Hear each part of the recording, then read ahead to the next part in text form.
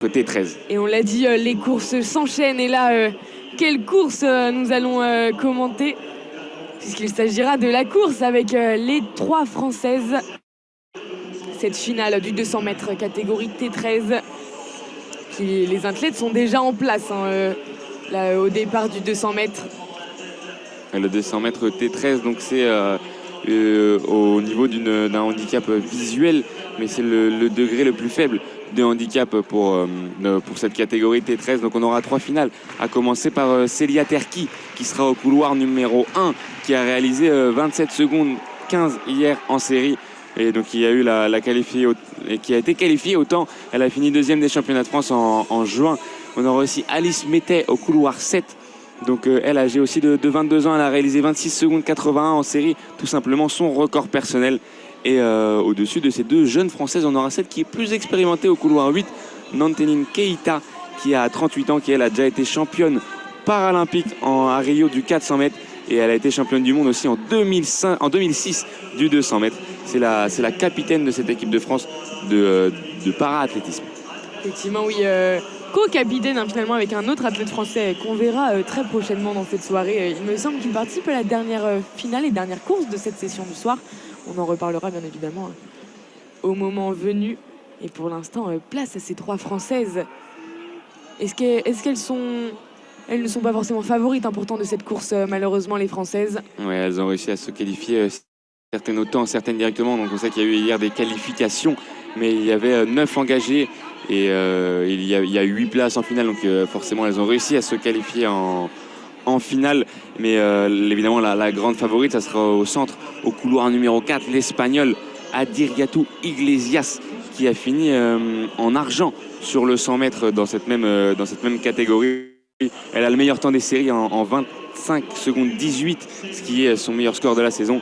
Et elle est recordman d'Europe en 24 secondes 40 pour l'Espagnol qu'il faudra suivre. Au couloir numéro 4, elle sera entourée de l'Américaine Erin Kerkhoff au couloir 3 et de la Canadienne Bianca Borghella au couloir 5. Au couloir 6, nous aurons encore une fois une Brésilienne avec Ryan Suarez da Silva. Et au couloir 2, ça sera une Argentine, Candela Cerrudo. Oui, effectivement, alors que la course va commencer dans 3 minutes, si on en croit l'heure officielle annoncée, puisqu'elle est censée commencer à 19h58. Les athlètes vont donc bientôt être présentés au stade Charletti et les spectateurs vont être ravis d'apprendre la liste de départ de ce 200 mètres. Tous les yeux seront rivés sur cette course. Ce sera forcément difficile pour les Françaises. Après, voilà, en réalisant une très belle performance, elles peuvent viser pourquoi pas une médaille de bronze. On sait que l'or, l'Espagnol, elle est quand même clairement dessus. Et c'est l'occasion pour Adiriatu Iglesias de prendre enfin une médaille d'or. Elle qui a fini en argent, donc je vous le disais sur le 100 mètres il y a quelques jours, derrière Lazeri Valieva qui, elle, se concentre maintenant sur le 400 mètres. Donc elle n'est pas présente sur ce 200 mètres. Et en 2019 déjà, l'Espagnol Iglesias avait fini 2e. Elle n'a jamais remporté l'or sur ces championnats du monde. Et c'est peut-être l'occasion là pour elle d'aller chercher une première breloque en or. Effectivement, oui, alors que les présentations des athlètes vont commencer là dans ce stade Charletti avec le speaker et ce générique de début de course qui met cette ambiance de suspense et d'anticipation dans ce stade. Alors que le public va donc pouvoir s'enflammer et applaudir les athlètes françaises et les autres bien évidemment, mais les athlètes françaises en particulier. Et oui, effectivement, vous pouvez l'entendre dans ce stade Charletti. Du bruit pour ces athlètes du 200 mètres. Du bruit pour Célia Terki qui sera au couloir numéro 1, qui a été présentée en première, la lyonnaise, qui essaiera de partir bien. On sait qu'à l'intérieur, si elle arrive à bien partir, à bien passer ce premier virage directement, elle peut ressortir après en bonne position. Au couloir 2, Candela Cerrudo, l'Argentine de 23 ans qui a fini 7e de la finale du 100 mètres lundi. Au couloir 3, Erin Kerkhoff, l'Américaine de 22 ans. Que des jeunes femmes plus dans cette finale. Donc la favorite espagnole. Au couloir 4, Adiriatu Iglesias, la Canadienne, encore une fois 20 ans pour Bianca Borghella. Au couloir 5, la Brésilienne Ryan Suarez da Silva. Au couloir 6, elle âgée de 26 ans. Alice Mettet au couloir 7, la Française de 22 ans qui a réalisé son record personnel, on vous le disait hier, en 26 secondes 81. et qui avait réussi à finir 8e au championnat d'Europe 2018 à seulement 17 ans. Et enfin, la co-capitaine de cette équipe de France, Nantenine Keita, qui sera elle au couloir 8, qui a elle déjà des références au niveau des médailles dans des grandes compétitions. Effectivement, oui, que des grands profils dans cette finale. On va pouvoir, voilà, la dernière française, cette capitaine de l'équipe de France est présentée au public. Elles vont donc ensuite se mettre dans leur starting block et la course va bientôt commencer. Il est effectivement 19h58. Ils sont à l'heure dans ces championnats du monde. Ah oui, c'est très bien organisé ces courses. Et on le rappelle aussi, la question des quotas paralympiques. Il faudrait finir au moins dans les 4 premiers pour décrocher un quota pour l'équipe de France. Donc c'est forcément très important pour les Jeux qui auront lieu dans un an. À Paris, on retrouvera le para-athlétisme au Stade de France à la fin du mois d'août 2024, début du mois de septembre. Les athlètes sont dans les starting blocks. Le starter va bientôt pouvoir donner le départ. On va espérer cette première médaille française de la soirée ici à Charletti. Et c'est parti pour ce 200 mètres avec l'Espagnol forcément à l'intérieur qui est parti beaucoup plus vite, qui est revenu sur le couloir numéro 5 et la Canadienne. On va maintenant sortir de ce premier virage. L'Espagnol qui va sortir en première position. Mais Nantenine Keita qui est bien au couloir 8 pour l'instant. Elle est en deuxième position. Elle se bat avec la Canadienne et la Brésilienne alors que l'Espagnol est clairement en tête là à 50 mètres de l'arrivée. Alors que la Canadienne va revenir à la deuxième place. Et en troisième place, nous avons au couloir l'Américaine au couloir 3, l'Espagnol Iglesias qui finit première en 24 secondes 84. La Canadienne Borghella qui prend la deuxième place. Il me semble que c'est l'Américaine Kerkhoff qui prend la médaille de bronze pour les Françaises. Il me semble qu'on va se contenter des places d'honneur. Oui, effectivement, il me semble qu'on va se contenter de la 5e, 6e et 8e et dernière place pour les Françaises malheureusement. Mais ça reste tout de même une très belle course, notamment pour l'Espagnol qui domine dans ces championnats du monde. L'Espagnol, on la voit beaucoup sur les courses. Et oui, elle décroche enfin l'or, comme on en parlait juste avant. Il lui manquait cette médaille d'or et elle va la chercher en 24 secondes 86, son meilleur temps de la saison. Bianca Borghella, la très jeune Canadienne qui prend la deuxième place en 25 secondes.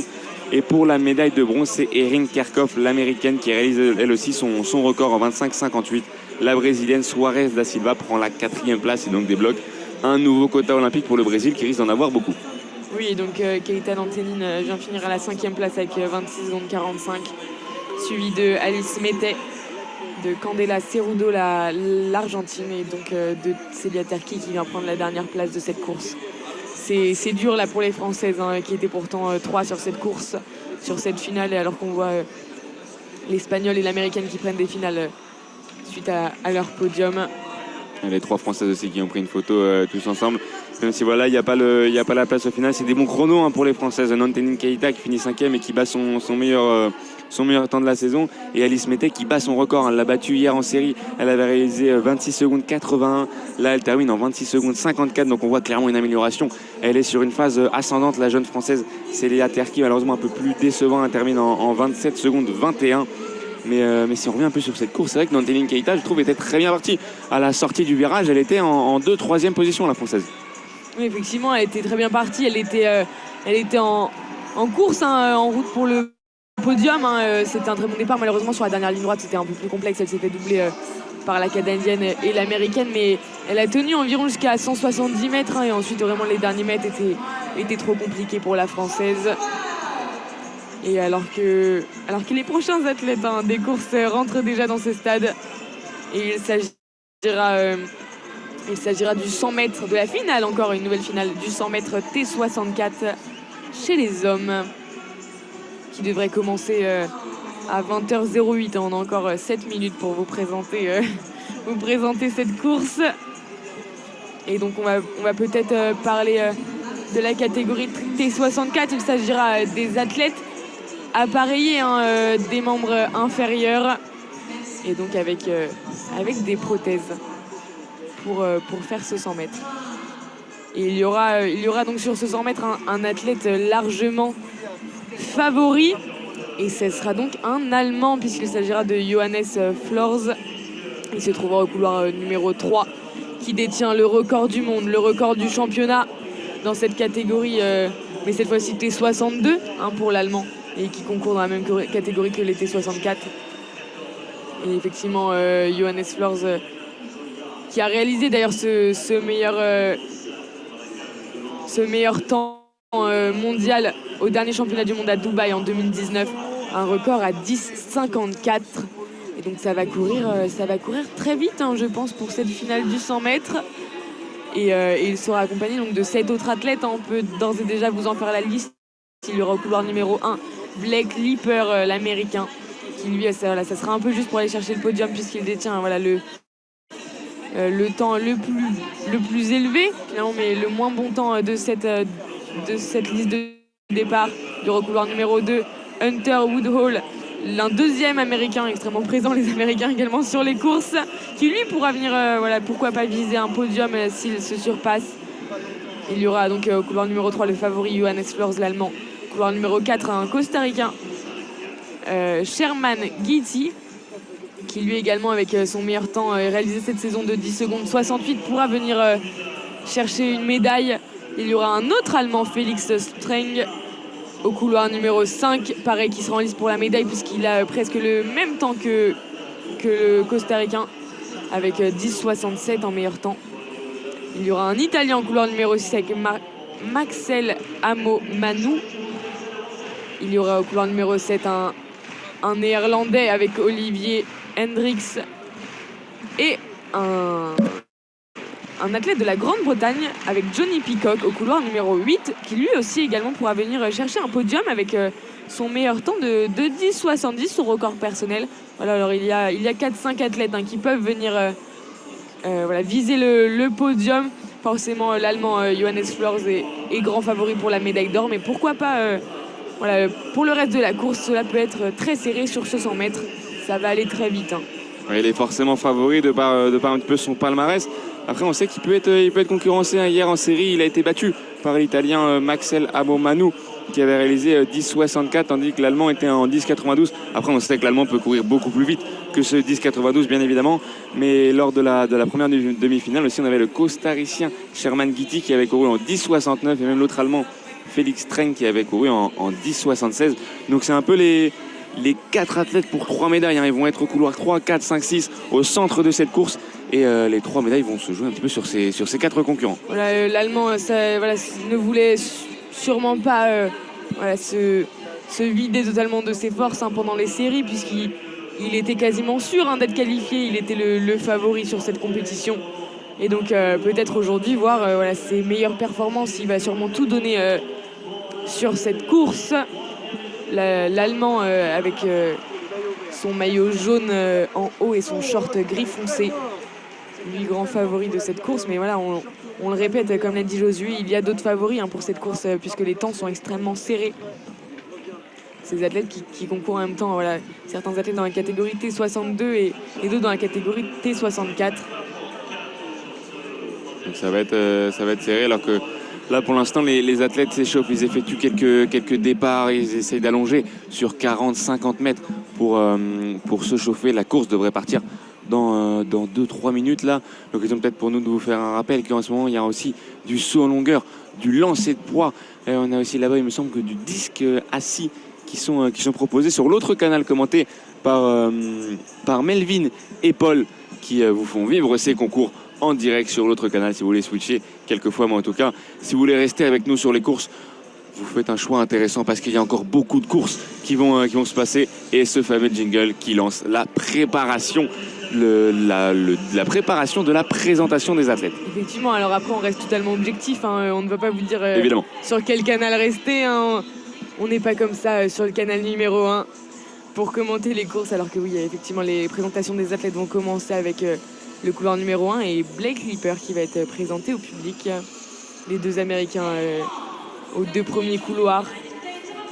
Peut-être s'entraider et se lancer des encouragements pendant la course. Alors voilà, je pense qu'ils auront l'esprit à autre chose, hein, que avoir une petite discussion pendant leurs 100 mètres. Hein. C'est vrai que voir des Américains qui ne sont pas favoris dans un 100 mètres, c'est assez rare. C'est assez rare. D'habitude, quand on les voit sur la piste, c'est que ce sont eux les favoris. Et là, ce soir, ce ne sont pas eux qui sont attendus. En tout cas, dans ce 100 mètres, dans cette catégorie, on en retrouvera sûrement après, plus tard, des Américains qui iront chercher des médailles. Voilà, ils auront leur tour de gloire, hein, les Américains, ce soir. Ne vous inquiétez pas si vous êtes fervent supporter des États-Unis. Ils auront leur tour, et ils ont eu d'ailleurs leur tour hier soir au concours de saut en hauteur, hein, puisqu'on a vu, on a vu un podium 2 Américains sur 3, dont un record du monde. Donc voilà, il aurait fallu écouter le canal des sauts hier soir, mais bon, aujourd'hui, on va se concentrer sur les courses et donc les présentations qui vont se terminer. Et il me semble qu'il y a un absent au couloir numéro 6. Hein. Ah non, il vient se repréparer, il était juste derrière la caméra, Maxel Amomanou, pendant les présentations. L'Italien qui laissait un peu planer le suspense, mais non, il est bien là. Il était parti un petit peu s'échauffer, il va maintenant s'asseoir sur son plot de départ, le couloir 6, tout comme l'a fait le Britannique Johnny Peacock au couloir 8. Et voilà, c'est clairement nos voisins allemands qui vont suivre cette course avec intérêt, parce qu'il y a clairement une chance de double médaille pour l'Allemagne. Effectivement, oui, les Allemands qui sont très présents dans ce stade depuis ce matin, avec notamment un podium au poids ce matin pour les Allemands. Mais oui, aujourd'hui c'est sur les courses, hein, qu'ils sont présents, avec des Allemands même sur les étages supérieurs des tribunes, avec leurs drapeaux qui flottent dans les airs. Des drapeaux allemands juste au-dessus de nous, et des maillots aussi de la Germanie, comme il y a marqué sur leur t-shirt rouge. Effectivement, oui. En anglais, puisque les nations sont nommées en anglais lors de ce championnat du monde. Alors que le silence est demandé dans le stade et que les athlètes vont se préparer dans leur starting block. Donc surveiller voilà, les couloirs centraux, hein, de cette course.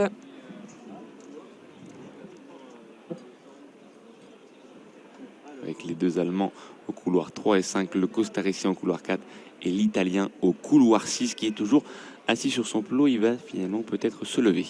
Effectivement, oui, ça serait peut-être mieux pour démarrer cette course. Alors lui, il remet, il me semble, le haut de sa prothèse. Et le juge officiel vient le voir, hein, sûrement pour lui demander si tout va bien, s'il peut démarrer cette course, l'Italien. Les athlètes vont se mettre en position pour le départ de cette course. Voilà, il y a les derniers sautillements de la part des athlètes. Le stade qui se tait, là, on voit aussi les concours à côté à la longueur qui se sont arrêtés pour laisser l'honneur, pour laisser toute l'importance à ce 100 mètres masculin T64, avec les athlètes qui vont s'avancer vers leur starting block. Effectivement, oui, ils vont se mettre en place, ces athlètes, sur la ligne de départ, dans leur starting block. L'Italien a un problème. Oui, effectivement, oui, l'Italien se repositionne sur son plot. Et il a sans doute un problème avec sa prothèse, parce que voilà, la plupart des athlètes s'étaient positionnés, hein, dans leur starting block.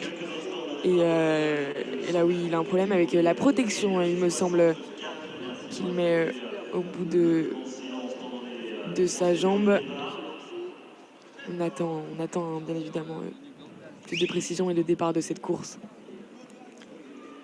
Il est toujours assis sur son plot et remet sa prothèse, alors que du coup, le concours de saut en longueur a repris en attendant. Ça permet à un Ukrainien d'effectuer son troisième essai. Effectivement, oui. Et donc le concours de saut en longueur qui est donc à suivre, hein, sur le canal numéro 2. Nous, on reste sur les courses toute cette soirée. L'Italien s'est relevé. À voir s'il peut bien remettre sa prothèse. Un officiel est venu le voir. Et il semble vraiment avoir un problème. Alors on espère pour lui que ça va se régler, puisqu'on le répète, il est un des grands favoris, hein, de cette course. Et du coup, la course qui va prendre un petit peu de retard. Le drapeau qu'on n'avait pas encore vu là dans les tribunes, c'est le drapeau du Costa Rica. Sûrement pour au couloir 4, Sherman Guiti, qui sera un des favoris de cette course. En tout cas, là, les athlètes se sont pour la plupart rassis sur leur plot de départ, le temps que l'Italien arrive à un petit peu remettre son équipement en place. Oui, il semble vraiment avoir un problème, hein. Ça fait plusieurs fois qu'il enlève sa protection et qu'il essaye de la remettre. Décidément, un mauvais départ de course, hein, parce que ça doit forcément le déstabiliser mentalement, l'Italien, avant cette finale du 100 mètres. Mais on espère qu'il va quand même rester concentré, hein, et vraiment rester dans sa course. Lui qui, on le répète, est favori. Ah, il vient de se relever, il fait des essais sur sa prothèse. Bien sûr, pas prendre de risques, hein, forcément, être sûr que la prothèse est bien mise, qu'il n'y ait pas de problème pendant la course, hein. Là, il joue vraiment une médaille mondiale, donc avant le départ, on s'assure que tout soit bien en place. Et pour pas que ça ne le blesse également, il ne faut pas que sa prothèse le blesse, ça serait finalement le plus grave hein, si ça arrivait. Donc il faut vraiment vérifier. Ah, et apparemment tout est bon puisque les autres athlètes se relèvent de leur plot. L'Italien est debout. Ils vont donc voilà, une nouvelle annonce de course avec cette musique qu'on entend donc à chaque fois. Le silence va être demandé, effectivement avec un chute annoncé sur les écrans géants, en gros derrière les athlètes et sur les autres écrans du stade. Ils vont pouvoir donc tous se mettre dans les starting blocks en espérant que le départ puisse être lancé. En espérant qu'il n'y ait pas de problème pour l'Italien. On le voit toujours tester un petit peu sa prothèse alors que les autres vont se mettre sur le starting block. Il va pouvoir lui aussi se mettre sur ses starting blocks pour le départ de ce 100 mètres masculin T64. Effectivement, oui, ils sont tous en place. Les athlètes. Le départ va pouvoir être donné. Le silence est dans le stade pour le début de cette course. Et c'est parti, gros départ. Il y a eu un faux départ, décidément. Dans cette course, ce 100 mètres a du mal à commencer. On ne peut pas partir ce 100 mètres. Ouais, effectivement, oui. Alors on attend de voir qui a fait un faux départ. Peut-être au couloir 4. Il me semble que le costaricien Sherman Guiti était parti. Il est parti très tôt, en avance. Le costaricain, effectivement. On va attendre. Oui, il me semble qu'il y a eu un faux départ. Alors on attend de savoir qui, ou si les juges prennent la responsabilité. Hein. Et ça arrive également que les juges estiment qu'il y a eu un souci de leur côté et que le départ va être relancé sans aucune disqualification. On va attendre la décision. Les athlètes vont revenir vers leur starting block. Là, on voit qu'ils reviennent tranquillement vers l'aire de départ, vers leur plot de départ. On va voir ce que décident les officiels. Mais c'est vrai qu'à première vue, c'était peut-être le costaricain qui était le plus à même d'avoir effectué un faux départ. Effectivement, mais c'est vrai que voilà, en regardant comme ça, c'est assez compliqué à dire. Qu'ils partent tous vraiment au centième près. Et là, je pense que les capteurs présents dans les starting blocks ont dû détecter un faux départ. C'est pour cela que...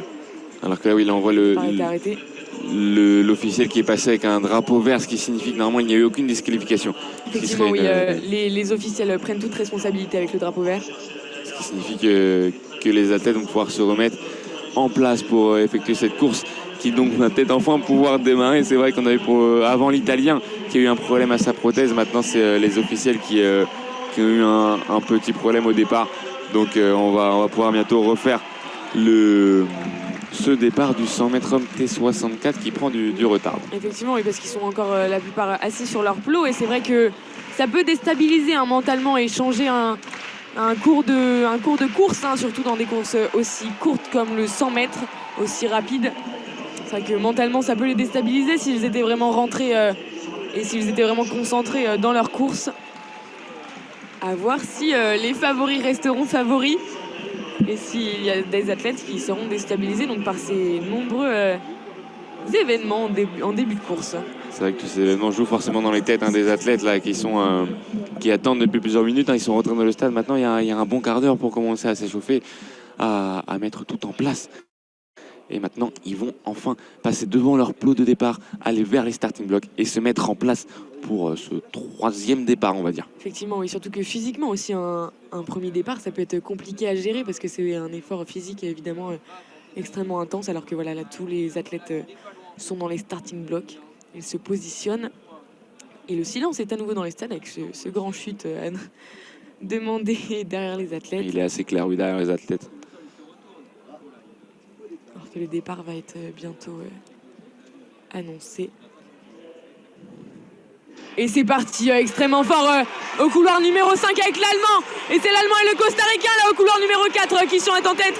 Et c'est le Costaricain effectivement qui a passé la ligne. Oh, et l'Italien qui revient extrêmement fort dans cette finale. Et qui vient décrocher la première place en 10,71. L'Italien qui l'a fait le retour du siècle. Alors parce que c'est quand même lui à la base qui avait un problème avec sa prothèse. Et là mais... il déstabilise tout le monde, l'Italien, sur cette fin de 100 mètres. C'est vrai que c'est pas lui qui a fait le meilleur départ, c'était au 4 et 5. Donc Sherman Guiti, le costaricain, et l'Italien Félix Trenk qui était très bien parti. Et on l'a vu revenir comme une balle au fur et à mesure. L'Italien qui prend la première place devant le costaricain Sherman Guiti. Et c'est l'Allemand Félix Trenk qui prend la troisième place Donc Johannes Flors va finir quatrième, il me semble. Mais quel retour de l'Italien. C'est vrai qu'il était tellement puissant. On l'a vu revenir tout en puissance à la manière presque d'un Usain Bolt dans la grandeur, dans la taille et dans la puissance développée par cet Italien qui prend la médaille d'or. Et juste devant nous, la délégation italienne qui commence à scander le fameux po po po po po po pour célébrer cette médaille d'or. Effectivement, oui. Et, donc vous l'avez précisé, Josué, le grand favori, le recordman du monde et les champions du monde en titre, qui est au pied de ce podium. Il doit être extrêmement déçu, Johannes Flors. Alors que l'Italien défile devant les tribunes, les photographes avec son drapeau. Lui qui pourtant ne s'est pas laissé déstabiliser par ses problèmes d'avant-course. Il vient récupérer un plus grand drapeau, il me semble, pour célébrer. Vraiment, il embrasse ses coachs, il prend la photo avec eux. Il célèbre en face des caméras. Voilà, très belle course de l'Italien qui vraiment a fait le show ce soir et a fait un retour exceptionnel, l'Italien, sur ces 10 derniers mètres. Alors que sur la piste d'athlétisme, on a toujours les deux Allemands et je ne vois pas le Costa-Ricain qui est peut-être parti célébrer ailleurs. En tout cas, l'Italien est toujours là, tout sourire. L'Italien, très heureux forcément d'avoir pris cette médaille d'or, et à la vitesse où il est revenu, il va aller saluer quelques fans, peut-être des proches à lui aussi, qui sont dans les tribunes ici à Charletti. En tout cas, c'est une très belle image là. Il est dans les bras de ses proches, dans les tribunes, pour cette médaille d'or, pour ce plutôt jeune Italien. Effectivement, oui, alors que nous n'avons toujours pas les résultats officiels d'affichés pour cette course, et que oui, effectivement, le Costa-Ricain a disparu. Il me semble que... alors je ne sais pas si c'est sa fille ou juste une fan qui vient de prendre dans ses bras l'Italien. Mais en tout cas, il célèbre avec une jeune fille dans ses bras. Alors, voilà, on ne sait pas si elle fait partie de sa famille ou si c'est une fan, la fille. Ah oui, et maintenant un petit garçon, c'est sûrement ses enfants, l'Italien. Très très belle image là, hein. Il est forcément très heureux, et puis comme on l'avait dit, il n'avait pas fait forcément le meilleur départ, donc à 50 mètres, c'est pas lui qu'on voyait aller gagner cette course, et au final, c'est bien Marcel Amo Manu qui prend la médaille d'or, et il est forcément très heureux là, salué aussi par la délégation italienne.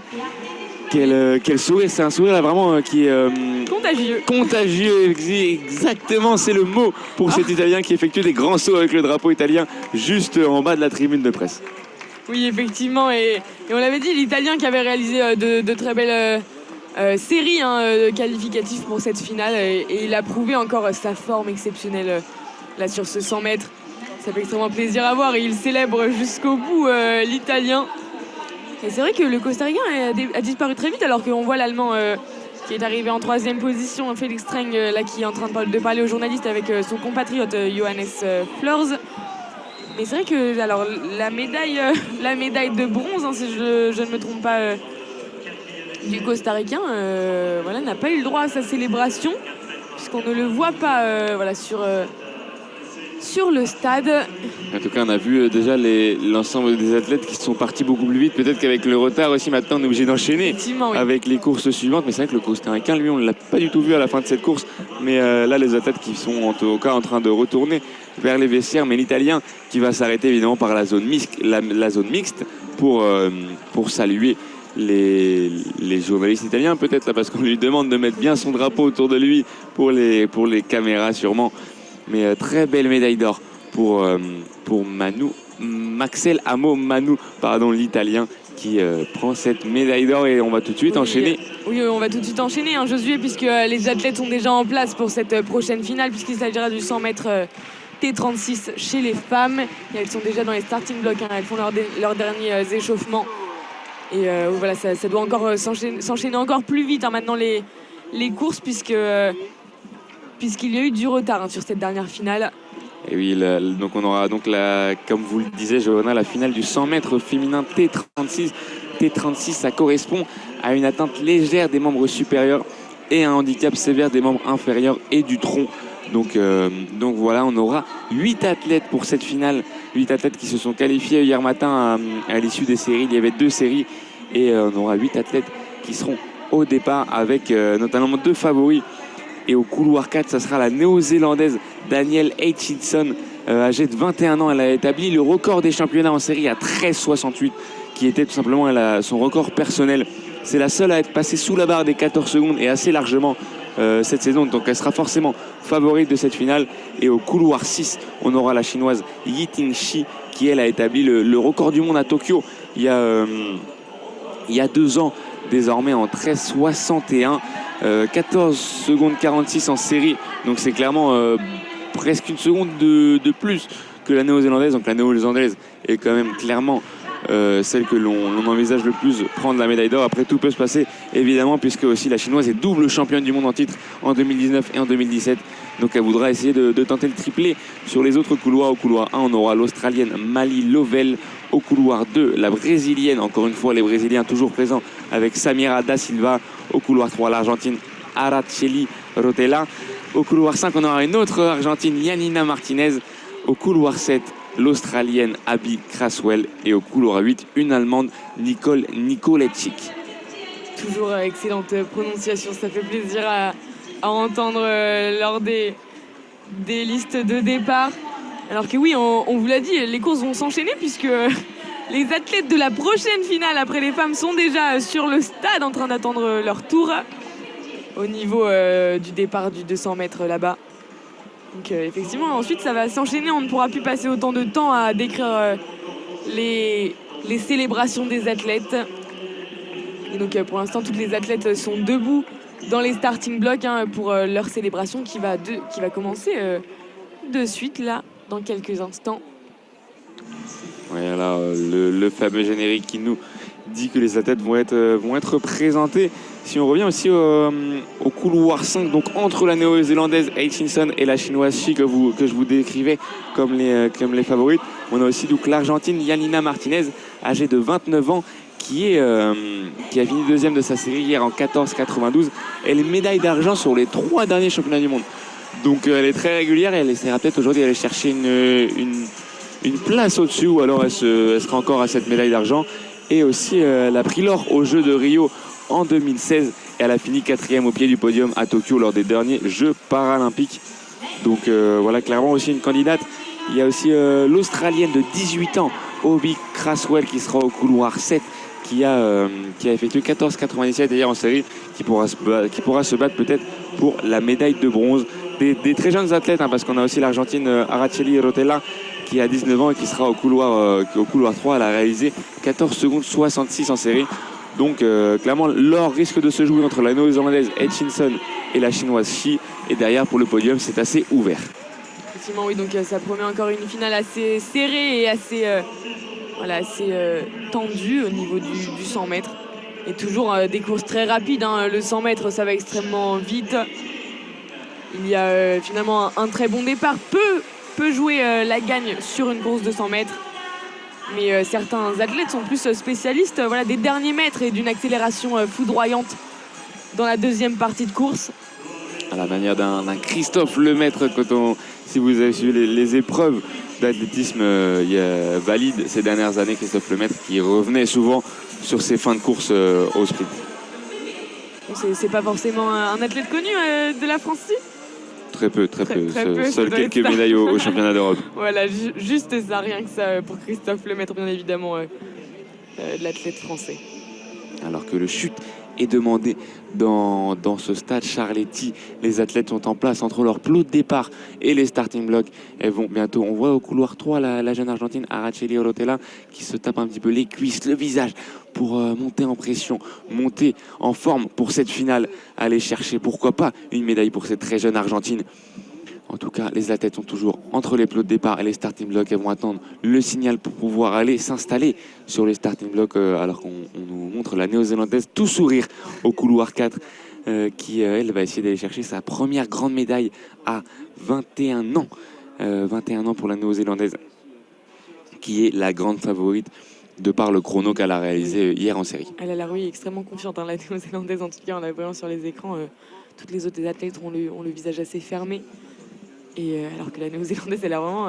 c'est d'ailleurs la plus grande, j'ai l'impression, sur cette ligne de départ, la néo-zélandaise.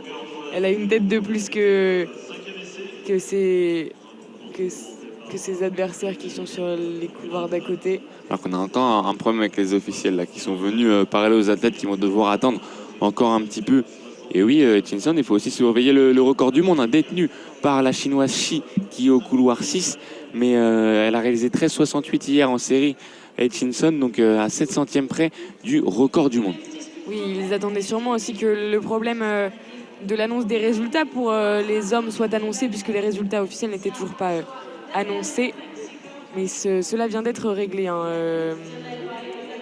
chez les hommes. Et donc la course va peut-être pouvoir commencer. Là, c'est les femmes. Ouais, on vérifie c'est vrai aussi que ça a pris un peu de retard, du coup, encore plus que tout à l'heure. On a vu un officiel qui est derrière les athlètes en train de régler peut-être des petits soucis techniques. Et donc oui, pour la course précédente, on vous parlait du Costa-Ricain, c'est sûr, il a bien cette médaille d'argent. Juste, on ne l'a pas vu célébrer la médaille de bronze. Pour l'Allemand Streng, c'est officiel maintenant. Et maintenant, on va se concentrer sur la finale du 100 mètres féminin T36 qui va se dérouler très vite ici au stade Charletti. Le soleil commence à se coucher. Là, c'est plus l'éclairage des lumières qui nous permet d'être bien sur ce stade, même s'il fait encore évidemment un petit peu jour. Ici, il fait toujours beau, même si c'est un petit peu nuageux.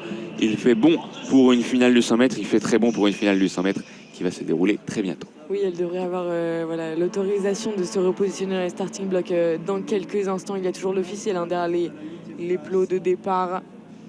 Alors, c'est vrai que du coup, ces courses prennent du retard, hein, décidément. Et oui, elles viennent d'avoir l'autorisation de se positionner dans leur starting block. Les athlètes qui se mettent en place là, dans leur couloir respectif.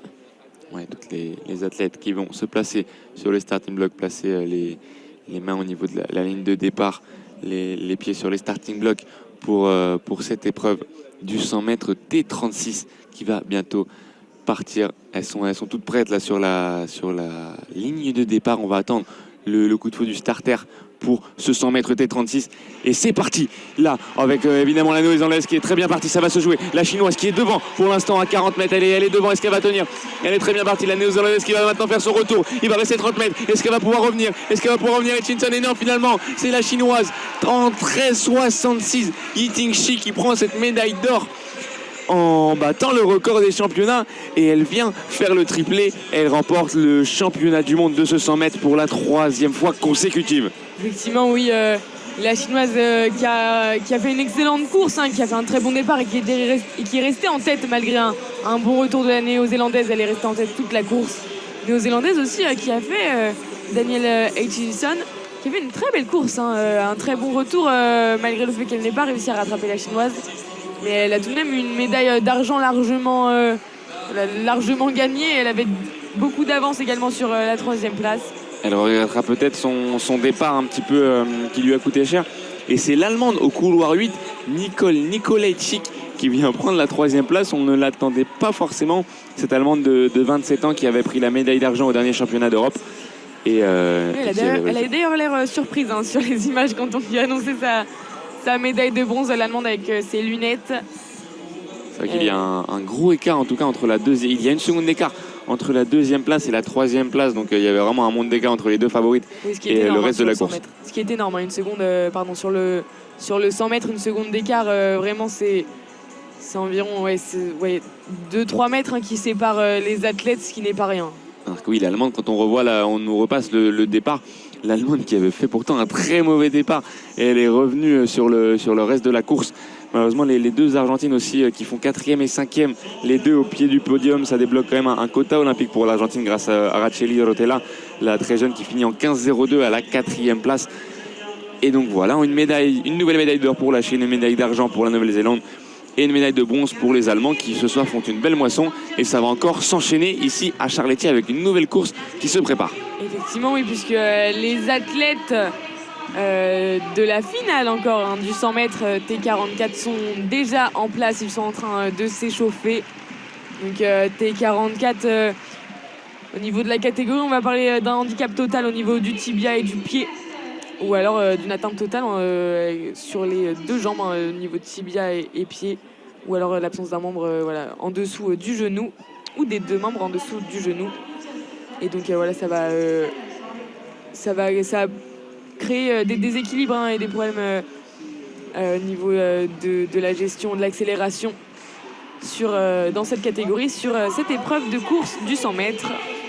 Mais par contre, pour parler des favoris, hein, là, qui sont en train de s'échauffer, eh bien, on va parler cette fois-ci d'un Sud-Africain avec la délégation là, qui est juste en dessous de nous, qui est venu en nombre, la délégation. Je vous l'avais dit, ils attendaient de voir leurs favoris dans la course. Eh bien, que dire de ce favori, hein, puisque c'est le recordman du monde Mlongo Mpumelelo. Pardon pour cette prononciation compliquée. Donc voilà, recordman du monde 11 secondes à Dubaï en 2019. Il était pourtant plus habitué à concourir en T64, hein, la catégorie qu'on a vue quelques courses précédemment. Et donc il n'a pas encore, il n'est pas habitué finalement à concourir dans cette, ou en tout cas il est moins habitué à concourir dans cette catégorie de T44, et dont il détient pourtant le record du monde, hein, en 11 secondes.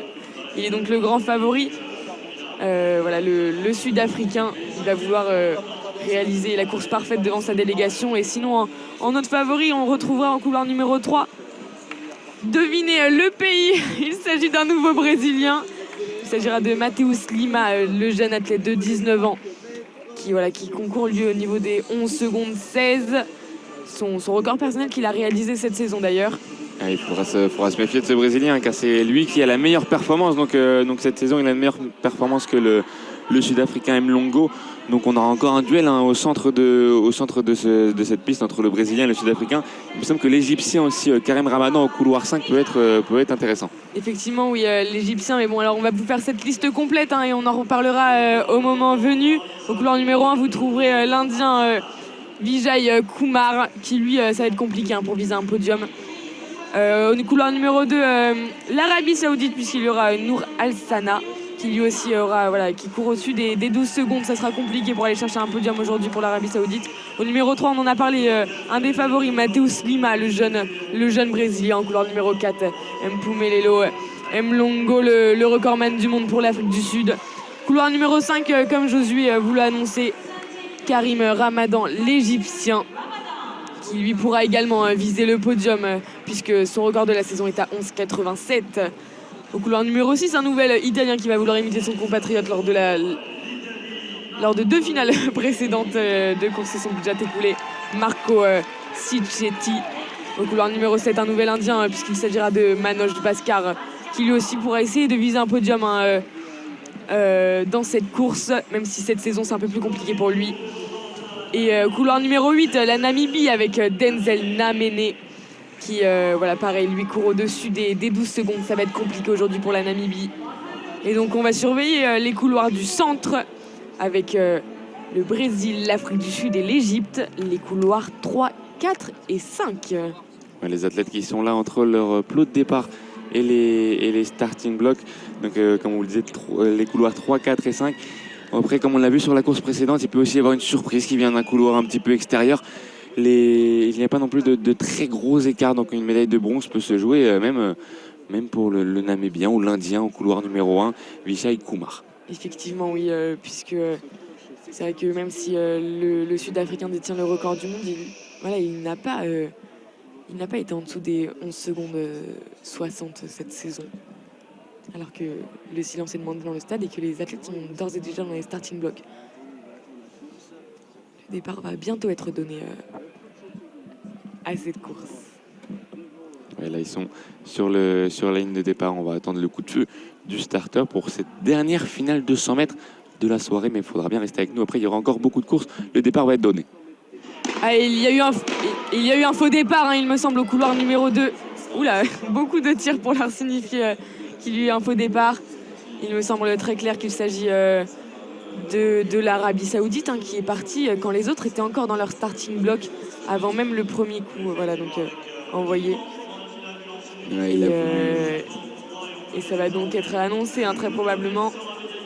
Il a voulu anticiper peut-être le départ, mais là il l'a beaucoup trop anticipé. C'est vrai qu'il est vraiment parti avant. Et là on voit sur son message, il le sait, sur son visage, il le sait. Il le sait clairement que c'est lui qui est parti en avance. Nour Al-Sana, l'athlète de l'Arabie Saoudite. Effectivement, on a vu un rictus, hein, d'agacement, hein, personnel, hein, sur son visage, alors que l'officiel se prépare sûrement à aller lui annoncer. Alors, on attend les décisions des officiels. Alors, c'est le C'est l'Indien au couloir 7, Manoj Bhaskar, qui lui avait effectué 60 mètres de sa course. Il n'a pas voulu s'arrêter directement aussi. On sait que si on s'arrête trop brusquement, on risque une blessure. Et oui, le carton rouge qui est brandi pour le concurrent de l'Arabie Saoudite. Oui, Nour Al-Sana qui donc ne participera pas à cette course de 100 mètres dû à son faux départ. Il est maintenant évacué en dehors du stade. Ouais, c'est très dur là, dans une compétition comme ça de se faire exclure pour un faux départ. On pense évidemment que l'athlète s'est beaucoup entraîné pour cette compétition et malheureusement quelques centièmes de départ trop tôt et ça lui enlève cette participation à ce 100 mètres. Effectivement, oui, alors que le générique est remis dans le stade pour signifier que le départ va être redonné. Les athlètes vont sûrement avoir l'autorisation de se repositionner. Le silence est de nouveau présent dans le stade Charletti. Oui. Les athlètes se remettent dans leur starting block. Avec l'Indien maintenant qui est esselé sur son couloir numéro 1. Il n'a plus de voisin là pour le départ. Effectivement, oui. L'Indien qui... Il y a un trou entre l'Indien et le Brésilien en couloir numéro 3. À voir si ça lui donnera peut-être un avantage, peut-être mentalement, on ne sait jamais, d'être dans sa bulle sur le côté.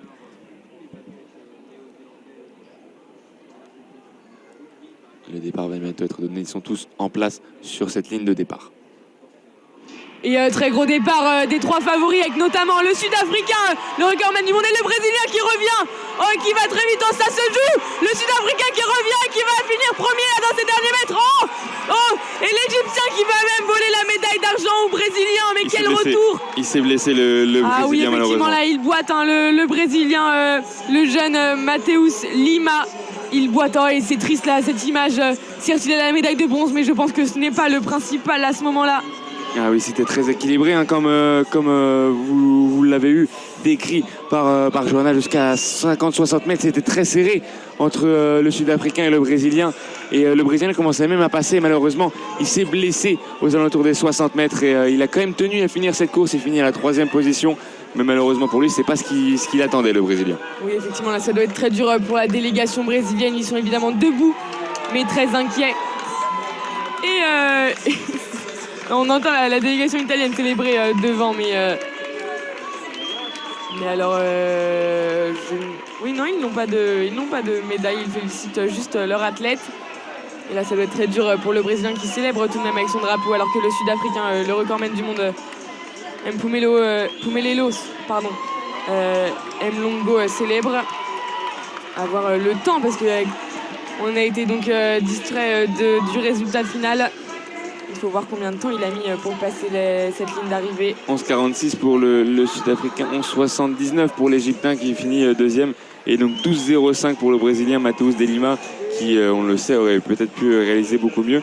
En tout cas, c'est une nouvelle médaille pour le Brésil, comme on en a désormais l'habitude. Et l'Égyptien Karim Ramadan en 11,79 qui bat son record personnel pour prendre cette très belle médaille d'argent pour l'Égypte. Oui, effectivement, et donc le recordman du monde là... qui fait sa meilleure performance de la saison. C'est une très belle performance, une très belle course du Sud-Africain et qui aurait pu être concurrencé par le Brésilien s'il ne s'était pas battu. On a vu sur les derniers mètres, c'était extrêmement compliqué. Il a été doublé dans les derniers instants par l'Égyptien. Mais il célèbre tout de même avec cette délégation. Ça permet tout de même de ramener une médaille de bronze. Mais voilà, c'est des images très compliquées toujours, de voir des blessures dans des courses comme ça.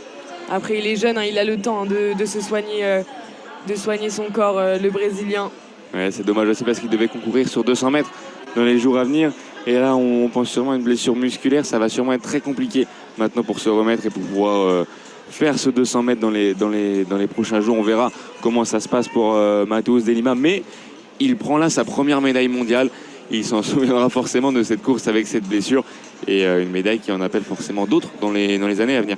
Effectivement, oui. Alors que là, les athlètes pour la prochaine course sont déjà en train de s'installer. Il s'agira du 400 mètres... catégorie T12, voilà, excusez-nous, les célébrations sont un peu plus courtes également parce qu'il faut rattraper le retard du départ de chaque course. Même pour les athlètes, on les force à quitter un petit peu le terrain. On voit là l'athlète sud-africain, le champion du monde, Mpumelelo Mlongo qui quitte le stade. Alors que le Brésilien, lui, reste un petit peu à célébrer avec sa délégation, peut-être avec ses proches. Mais il me semble qu'on va lui demander de quitter le stade d'athlétisme, de passer devant la zone mixte pour aller retourner au vestiaire. Et on aura maintenant en place les séries du 400 mètres féminin T12. Est-ce que Jonas, vous pouvez peut-être nous rappeler ce que signifie T12? Oui, effectivement. Alors, T12, c'est la catégorie des déficients visuels, des déficiences visuelles. Donc, là, les athlètes seront accompagnés d'un guide. Elles seront 3 dans leur série. Est-ce que nous ne reconnaissons pas le guide de la championne au couloir numéro 7? Couloir numéro 7. Alors, il a une ressemblance avec un sauteur en hauteur. Alors bien évidemment, ce n'est pas lui, mais il a une ressemblance. C'est la même teinture de cheveux que Roderick Thompson qui a performé hier. Et c'est vrai que couloir numéro 7... Ce n'est pas lui, excusez-nous pour la légère blague, bien évidemment, qui vient d'arriver. Mais oui, donc, pardon, T12, on revient rapidement sur la catégorie avant ce dérapage. T12, il s'agit donc la cécité partielle des coureuses. Elles ont le droit d'avoir un guide. Là, les 3 ont fait le choix de concourir avec un guide. Et bien évidemment, la règle est juste que le guide ne doit pas tirer l'athlète pendant la course, ni passer devant elle lorsqu'elle franchit la ligne d'arrivée. Sinon, l'athlète sera disqualifié. Oui, on va avoir 3 séries pour ces 400 mètres T12. La première participante, la première de chaque série sera directement qualifiée pour la finale. Et ensuite, on aura une athlète repêchée au temps. Dans la première série, elles vont être 3 avec au couloir 3 l'Espagnol Gara Fuentes Pérez accompagnée de Jaime Del Rio Ruiz. Au couloir 5, ça sera la Namibienne Laja Impige accompagnée de Paulus Philippus. Et au couloir 5, c'est la grande favorite, la record woman du monde, Omara Durant, qui sera accompagnée de Junior Kindelan, donc 2 Cubains. Elle avait effectué ce record du monde aux Jeux paralympiques de Rio en 2016 avec un chrono de 51,77. Elle a cette saison un chrono à 53,79. Oui, effectivement, alors que là, dans ce stade qui a commencé à se vider, les dernières épreuves récentes sont donc là, les dernières courses que nous allons commenter sur ce canal, mais également la fin du concours de saut en longueur que vous pouvez retrouver sur le canal numéro 2. Voilà, mais si vous aimez les courses, restez avec nous, puisque les dernières courses seront commentées là, dans les moments à venir avec... Après ces 3 séries 400 mètres femmes T12, il y aura la finale tant attendue du 400 mètres T11 chez les hommes avec 2 Français, on vous le rappelle, Trésor Gauthier Makunda et Timothée Adolphe. Qui seront là pour aller chercher, pourquoi pas, 2 médailles pour l'équipe de France qui ferait vraiment grimper notre compteur. Mais pour l'instant, on va se concentrer sur ces séries du 400 mètres féminin en T12. Donc on vous le rappelle, la première place emmène l'athlète directement en finale, alors que derrière, il faudra espérer un repêchage au temps. Bon, dans cette première série, là, il y a quand même un gros écart entre la cubaine au couloir 7 et l'espagnole et la namibienne qui seront au couloir 3 et 5. Après, elles pourront évidemment jouer un repêchage au temps. Donc, il faut qu'elles arrivent à faire le meilleur chrono possible. Les athlètes et leurs guides sont invités à se rapprocher de leur starting block et à se placer sur les starts. On voit notamment les Espagnols là qui... la coureuse et son guide qui sont déjà en place. Oui, effectivement, alors que du côté de la Namibie, le guide aide l'athlète à se mettre en place là, dans ses starting blocks. Il se mettra ensuite lui en place. Les 2 autres nations sont déjà en place dans leur starting block. Et il repositionne ses mains sur la ligne de départ. Il se positionne à son tour.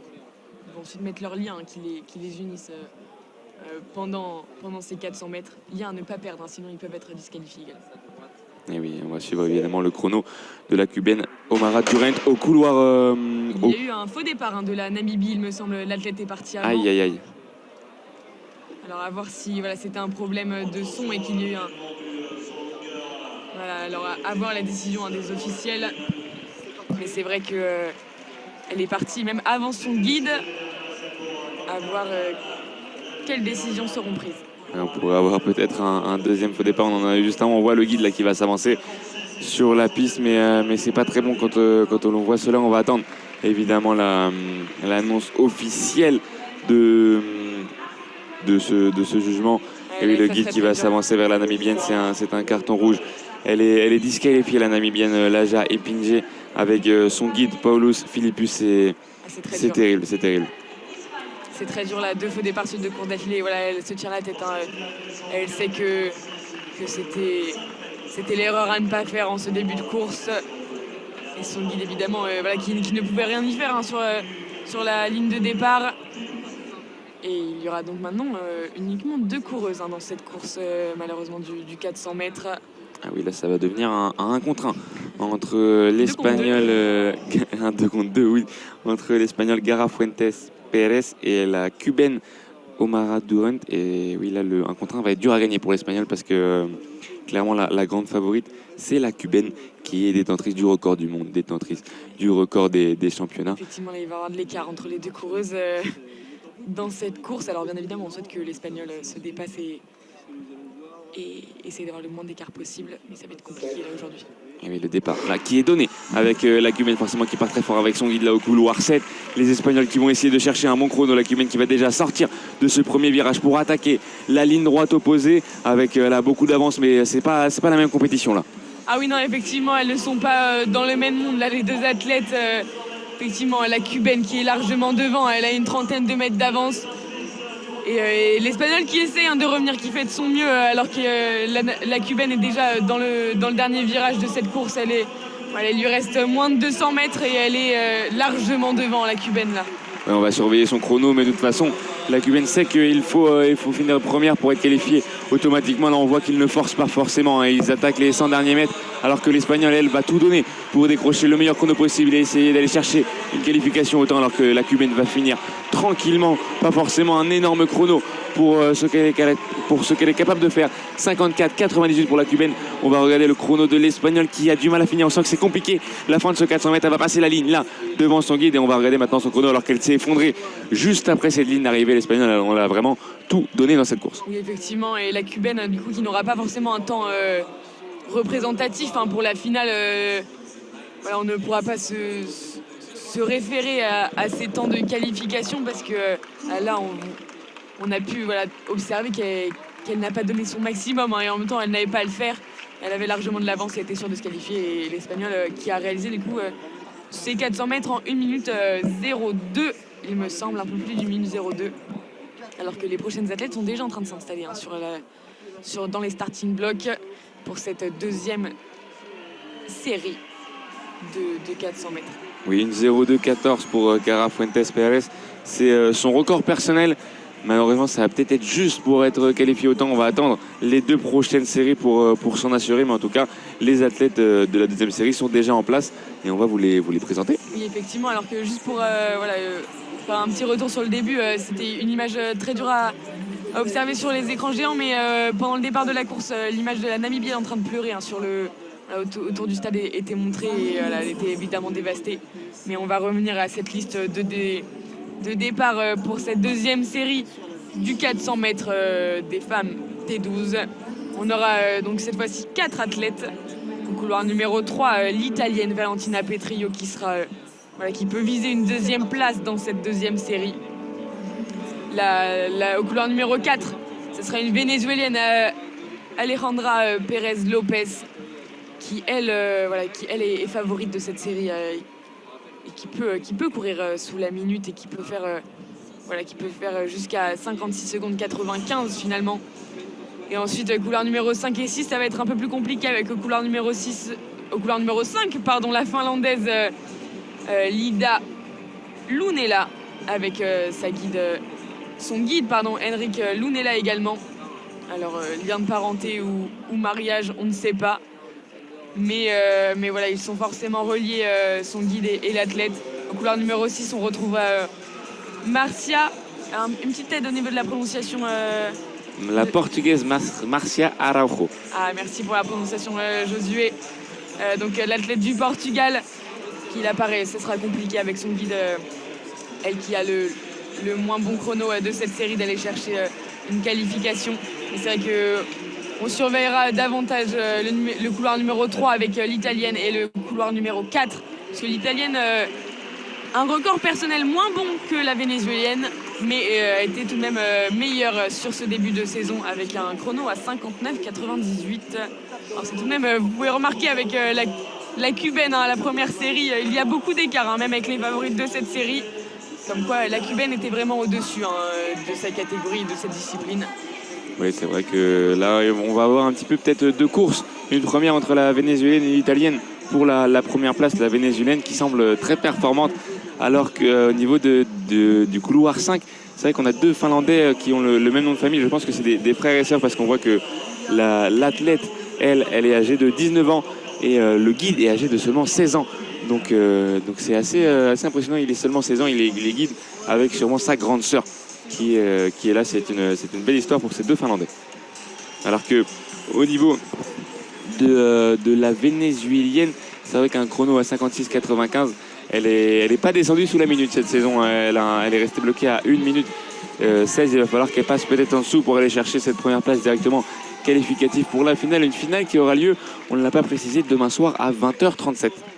Et on ne l'a pas précisé non plus, mais l'italienne, parmi les favorites de cette série, qui court, elle, on vous l'a dit, en T12, ils ont le choix entre courir avec un guide et sans guide. Ils ne peuvent pas juste changer d'avis au milieu de la course, c'est la seule règle et ça paraît normal. Effectivement, l'italienne est la seule de cette série à courir sans guide. Elle court toute seule, Valentina Petrillo, qui va donc faire ce 400 mètres toute seule et qui est pourtant en favorite de cette course. Âgée de 50 ans. Effectivement, c'est la plus âgée, j'allais le dire, de cette série. Et voilà, on va donc l'observer dans son couloir numéro 3, elle qui a réalisé la meilleure performance de cette série pendant la saison. Et oui, c'est sûr que couloir numéro 5, ça peut être une belle histoire. Ils doivent s'être entraînés depuis petit, je pense, sur la synchronisation dans les courses, les frères et sœurs. C'est une très belle liste de départ pour cette série. On est toujours sur du 400 mètres, pardon, décidément. Beaucoup de courses ce soir. Sur la présentation des athlètes au public. Et là, c'est au couloir 3, la vénézuélienne Alejandra Pérez Lopez qui est présentée. On va maintenant passer aux deux Finlandais, les deux frères et sœurs au couloir 5. Et enfin, on aura la Portugaise Marcia Araujo au couloir 7. On le rappelle, la première place directement qualificative pour la finale. Après cela, il restera une série de 400 mètres. Et enfin, aux alentours de 21h10, 21h15, on a pris un peu de retard, la grande finale de Timothée Adolphe et Trésor Makunda, qui essaieront d'aller chercher au moins 2 médailles pour l'équipe de France. Effectivement, on l'espère pour eux et on l'espère pour le club français, évidemment. Alors que les athlètes ont l'autorisation de se mettre dans les starting blocks. L'italienne est en train de se claquer sur les cuisses et de donner un maximum d'énergie avant ce départ. Les chutes habituelles sont demandées sur les écrans géants. Alors que voilà, la dernière à se mettre en place est donc la vénézuélienne Alejandra Pérez Lopez et son guide Marquín San Daniel Manzanilla qui l'aide à se mettre en place. Tous les athlètes sont maintenant dans les starting blocks. Alors que là, ils sont sur le départ et le départ va être donné pour ce 400 mètres féminin. Et effectivement, très bon départ, notamment au couloir numéro 3 et 4. L'italienne qui court toute seule mais qui court vite, alors que la vénézuélienne est d'ores et déjà en train de rattraper son retard sur les autres athlètes et elle est largement en tête pour l'instant de cette course. Et l'italienne revient de plus en plus, alors qu'on est environ à la moitié de ce 400 mètres. Et oui, là pour l'instant on a le même écart et comme on le disait un petit peu de course, on est dans la ligne droite opposée, on va bientôt attaquer le dernier virage et ça va se jouer. La victoire entre la vénézuélienne et l'italienne qui a un petit peu de retard mais là elle est à l'intérieur donc elle va prendre un petit peu de moins de distance. Effectivement, et là on l'observe dans le virage pour entamer cette dernière ligne droite. Elle va être au même niveau que la vénézuélienne et finalement elle va pouvoir peut-être la dépasser alors que derrière au couloir numéro 5 et 6 c'est perdu alors que là on entame la dernière ligne droite. Et oui, l'italienne commence à dépasser la vénézuélienne. Elle va sûrement finir en tête de cette série et la vénézuélienne donne tout ce qu'elle a mais ça va être compliqué. Et Valentina Petrillo qui va passer la ligne d'arrivée en tête à 58 secondes 0,4. Elle vient de battre son record personnel, l'italienne, à plus de environ 2 secondes d'écart avec son record personnel. Elle a fait une course incroyable là, l'italienne, en battant son record. Très belle course également de la vénézuélienne qui courait avec son guide, mais là l'italienne... Phénoménal ce qu'elle a réalisé l'italienne. C'est vrai qu'elle est partie, elle était toujours un petit peu derrière, elle avait toujours dans le viseur cette vénézuélienne et dans la dernière ligne droite, elle est passée, elle a amélioré son record de 2 secondes. Comme quoi, des fois, l'âge, l'Italienne qui se bonifie avec le temps, elle va aller chercher cette première place alors que la Vénézuélienne Pérez Lopez prend la deuxième place en 58-51. Il faudra attendre peut-être un repêchage au temps pour cette Vénézuélienne. On va attendre la dernière série de ce 400 mètres. Effectivement, alors que nos collègues aux commentaires qui réalisaient l'âge de l'Italienne semblaient choqués de sa performance là sur ce 400 mètres. Et effectivement, comme l'a dit Josué, c'était vraiment phénoménal et impressionnant à voir.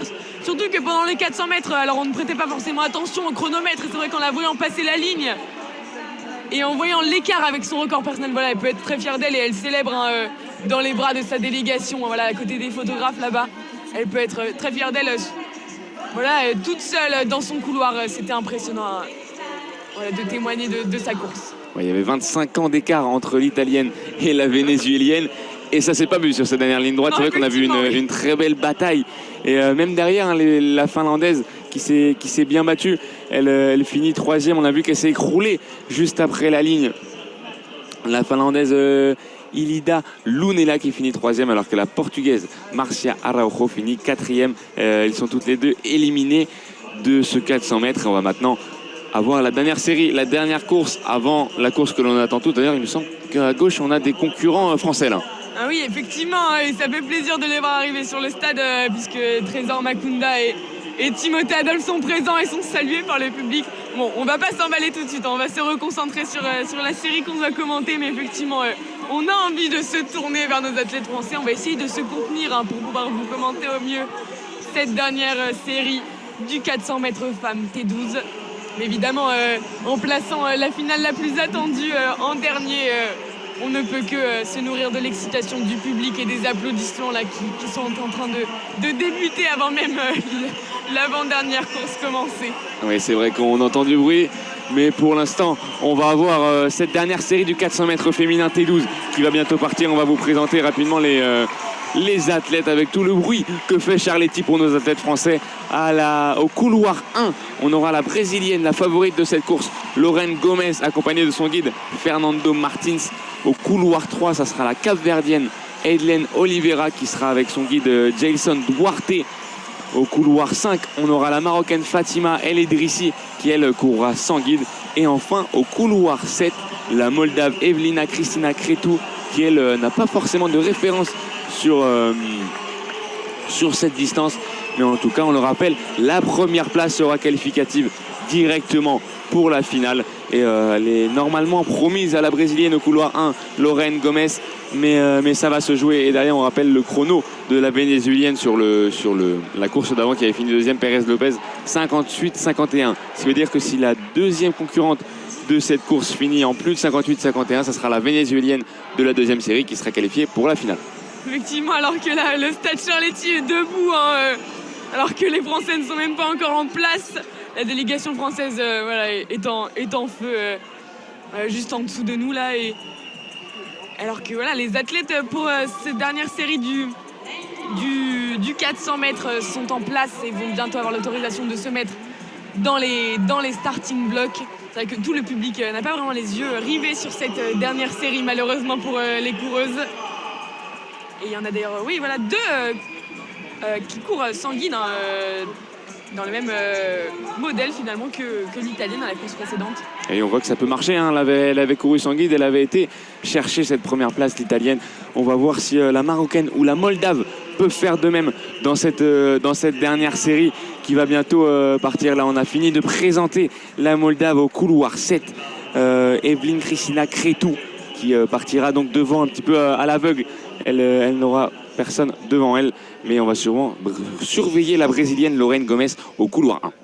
Effectivement, oui, on va pouvoir les surveiller alors que le silence est demandé. Malheureusement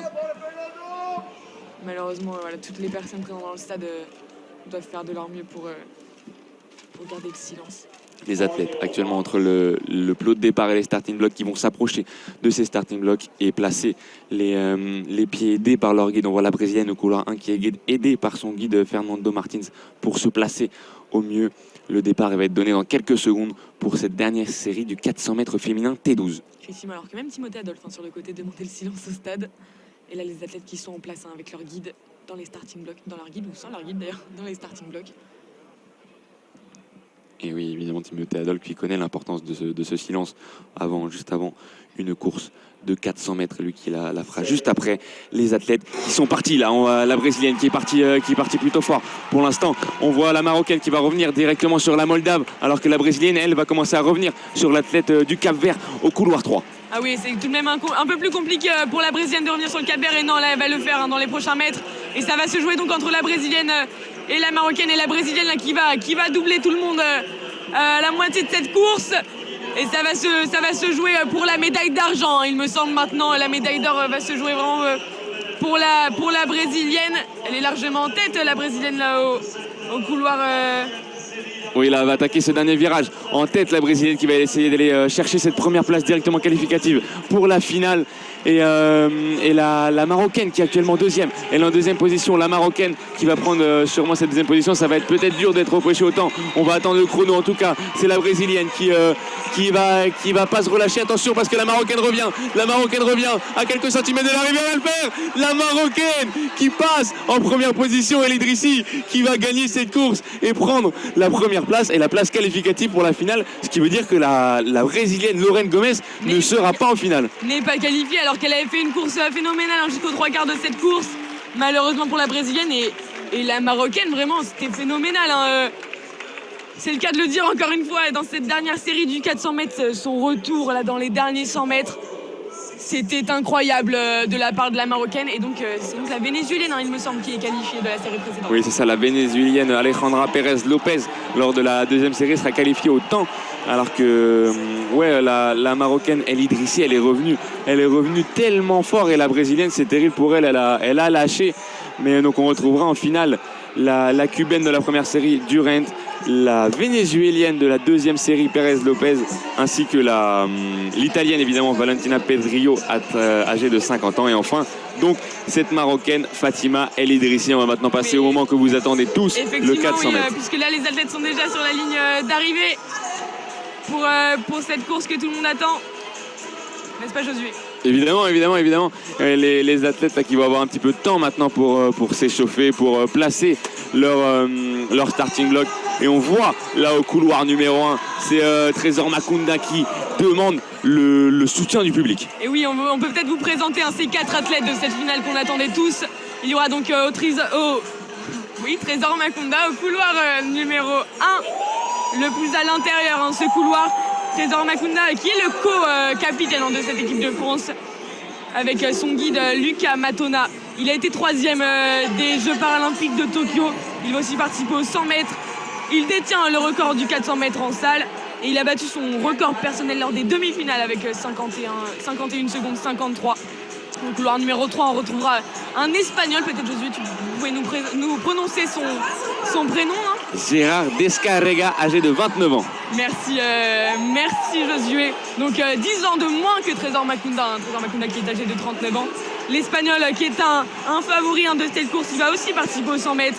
Il a le record d'Europe du 400 mètres réalisé en 2016 à Rio avec 50 secondes 22. Il a été le premier de ces séries il a fait son meilleur record de la saison lors des demi avec 50 secondes 97. Il était deuxième au dernier championnat d'Europe. Il était champion en 2018, champion du monde en 2017 à Londres. Timothée Adolphe au couloir numéro 5. Le Français qui sera également favori de cette course. On l'attend avec impatience, Timothée Adolphe. On le répète, les deux Français sont parmi les têtes d'affiche de cette équipe de France réellement. Parmi les meilleures chances de médaille.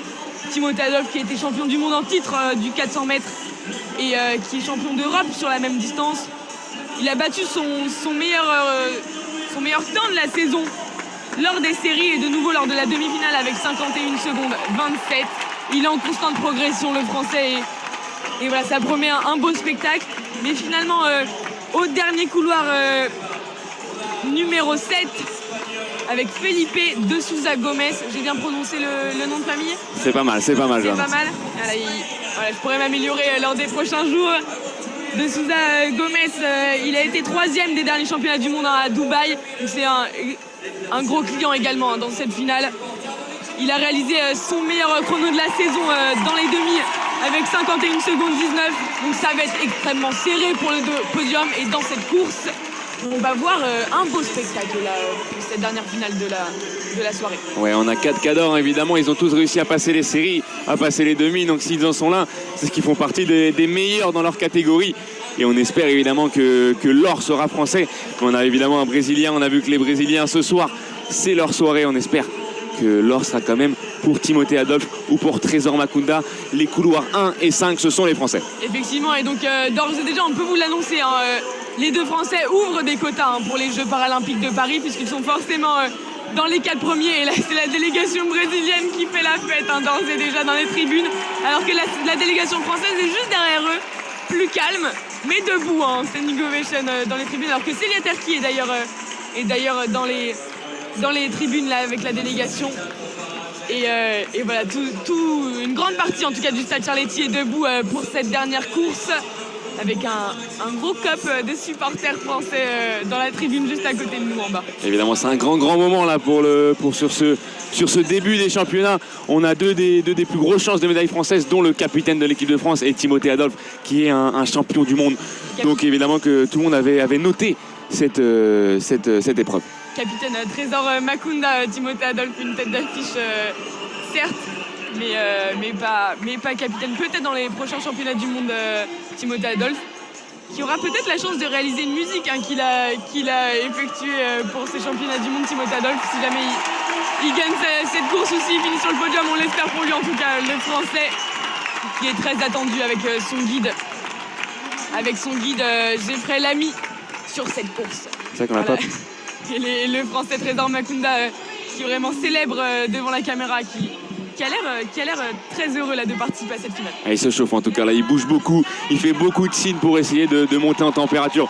On voit à côté son guide qui est un petit peu plus calme, et à l'inverse Timothée Adolphe avec son guide Geoffrey Lamy, eux sont très très calmes. Pour l'instant ça ne bouge pas, il n'y a pas de grands mouvements pour le français au couloir 5. Effectivement oui, et la présentation des athlètes va se terminer au couloir numéro 7. C'est assez impressionnant de voir du coup tout le public du stade Charletti rester pour... voilà. Vous entendez les applaudissements pour Timothée Adolphe, là, qui est présenté sur l'écran géant, et là tout le stade Charletti est resté hein, pour cette dernière finale. Ça doit faire plaisir aux athlètes, bien évidemment. Évidemment, et ça s'est rempli même hein, depuis le début de soirée, je dirais, sur ce stade Charletti. La délégation brésilienne qui fait beaucoup de bruit, hein, qui essaie de répondre. Ils sont d'ailleurs salués par l'athlète au couloir 7, Felipe de Souza Gomes. Et ils vont essayer de faire du bruit. Et pour l'instant, ils font presque plus de bruit que notre délégation française, là, à la dizaine qui sont. Ah oui, effectivement, oui, les Brésiliens qui font beaucoup de bruit hein, là devant la tribune. Ils sont nombreux toujours, et ils encouragent extrêmement fort leurs athlètes, et ils ramènent toujours voilà, du bonheur et de la bonne humeur dans les tribunes de ce stade Charletti, alors que là tous les athlètes vont pouvoir se positionner dans leur starting block. Et on va essayer d'obtenir le silence de ce stade qui est en ébullition. Pour le moment, il va falloir que tout le monde arrive à se taire pour ce départ de cette dernière course de la soirée qui va être juste fabuleuse. Oui, effectivement, là, les athlètes se positionnent dans leur starting block, aidés par leur guide. Oui, l'Espagnol, on voit le guide espagnol qui fait des grands mouvements de jambes pour chauffer les cuisses et éviter la blessure au départ, éviter le claquage, évidemment. Oui, effectivement, et les athlètes qui vont donc pas tarder à partir. Et le silence a été obtenu hein, avec assez de surprise dans ce stade, qui pourtant faisait beaucoup de bruit. On va sûrement aussi le respecter pour ce départ, éviter de déconcentrer les athlètes. On recommencera le commentaire dès le départ donné. 7. Et c'est parti, très bon départ des Français là. Timothée Adolphe et Trésor Makunda qui sont partis très fort. Ah mais ça va vite hein, dans tous les couloirs, et Timothée Adolphe qui revient déjà sur le Brésilien. Il est très bien Timothée Adolphe, il va commencer la ligne droite opposée, il est à quelques encablures du Brésilien, alors que l'Espagnol s'en va un peu plus loin, ça va sûrement se jouer. Là on va bientôt attaquer le deuxième virage, et Timothée Adolphe est presque revenu sur le Brésilien. Effectivement oui, c'est un peu plus dur derrière pour Trésor Makunda, mais là Timothée Adolphe va pouvoir essayer de revenir dans le virage sur le Brésilien, et il revient Timothée Adolphe là, ça va se jouer sur la dernière ligne droite. On va attaquer cette dernière ligne droite, ils iront intégrer 100 mètres à Timothée Adolphe qui va ressortir à la même hauteur que le Brésilien. Il va rester là 60 mètres, il y est presque. Allez Timothée, vas-y Timothée, ça se joue avec le Brésilien. Ils sont à la même distance alors que l'Espagnol revient, c'est incroyable. Qui va passer cette ligne devant? C'est le Brésilien qui remporte la médaille d'or. Timothée Adolphe est deuxième, il me semble. Ah, ça s'est jeté aussi hein, du côté de l'Espagnol, ça va se finir sûrement à la photo finish, alors que le Brésil célèbre cette médaille d'or. Ah là, ça va être compliqué là, pour la deuxième et troisième place entre le français et l'espagnol. Et c'est 51 secondes le brésilien pour son chrono. Et oui, 51 secondes pour Felipe de Sousa. Ah, et malheureusement, c'est l'espagnol qui finit deuxième. Ah, malheureusement pour Timothée Adolphe qui était pourtant dans le début de ses 100 derniers mètres sur le stade. Et voilà, il a l'air déçu avec son guide, Geoffrey Lamy. Ils sont par terre accroupis. Voilà, ils se voyaient sûrement premiers dans cette dernière ligne droite. C'est très compliqué là, mais ça reste une très belle médaille pour l'équipe de France. Et Trésor Makunda qui finit malheureusement dernier de cette course. Oui, ça se joue à 3 centièmes pour Timothée Adolphe qui finit en 51-21 alors que l'Espagnol finit en 51-18 à la deuxième place. Il est très bien revenu, on l'a vu sur cette ligne droite opposée, il était toujours juste derrière le Brésilien. Ça s'est joué sur les 10-20 derniers mètres sur 400 mètres. Effectivement, oui, là pour le podium, ça s'est vraiment joué sur se jeter sur la ligne d'arrivée finalement. Là c'est très compliqué, le public qui reste tout de même pour féliciter ces athlètes français. Et Timothée Adolphe là, qui est par terre, il doit être épuisé et je pense en partie déçu de sa course, même s'il a tout de même fait une très belle course, Timothée Adolphe, aujourd'hui. Oui, il apporte ce qu'on retiendra, c'est la deuxième médaille de la France. 2 jours de médailles, on commence un petit peu à augmenter ce compteur. On espère que ça va commencer dans les prochains jours. Malheureusement, c'est pas la couleur qu'il espérait, on le voit sur la piste d'athlétisme. Il reste là les 2 Français qui vont être réconfortés par le guide brésilien. Très beau geste du guide brésilien qui est venu taper dans la main de Trésor Makunda. Mais oui, Timothée Adolphe, il semble vraiment très déçu. Il est réconforté aussi par lui, son guide. Mais en tout cas, le drapeau français va s'afficher pour une nouvelle médaille de bronze ici à Charletti. Effectivement, oui. Et là, Timothée Adolphe qui salue tout de même le public. Il se trouve devant notre tribune presse. C'est une très belle image avec son guide. Ils viennent saluer le public français.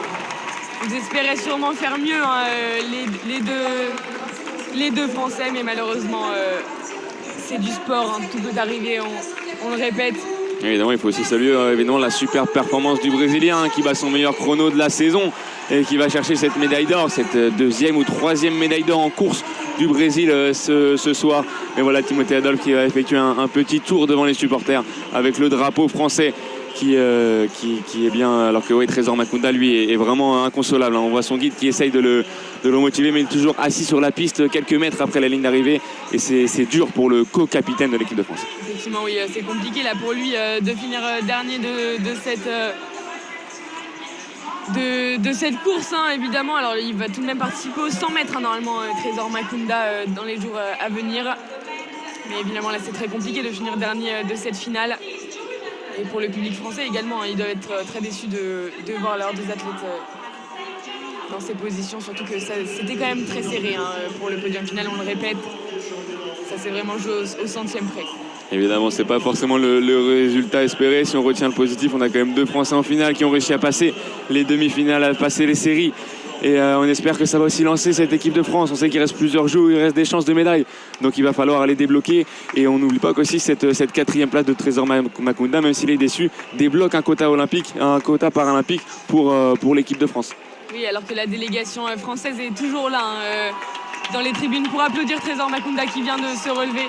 Il me semble que c'est le guide de Trésor Makunda. Alors il vient de s'essuyer les yeux, je ne sais pas si... Ah oui, je crois qu'il avait l'émotion qui le gagnait après avoir passé la ligne d'arrivée.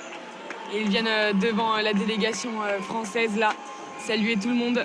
Ça reste une très belle performance pour l'athlète de 39 ans et son guide Lucas Matona.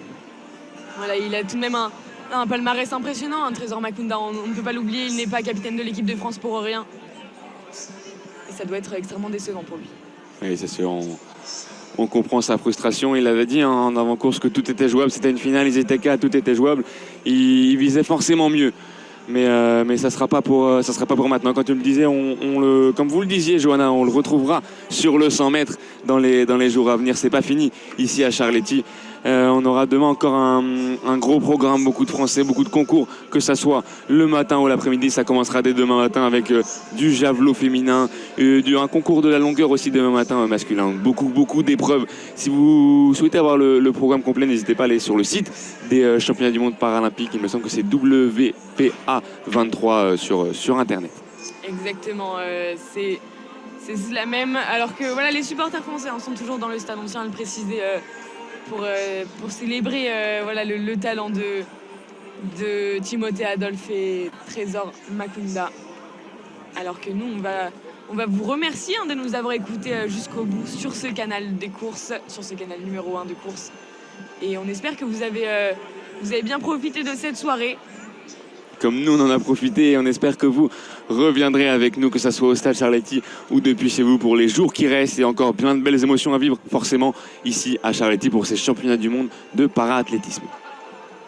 Bonsoir Josué. Bonsoir Johanna, bonsoir à tous.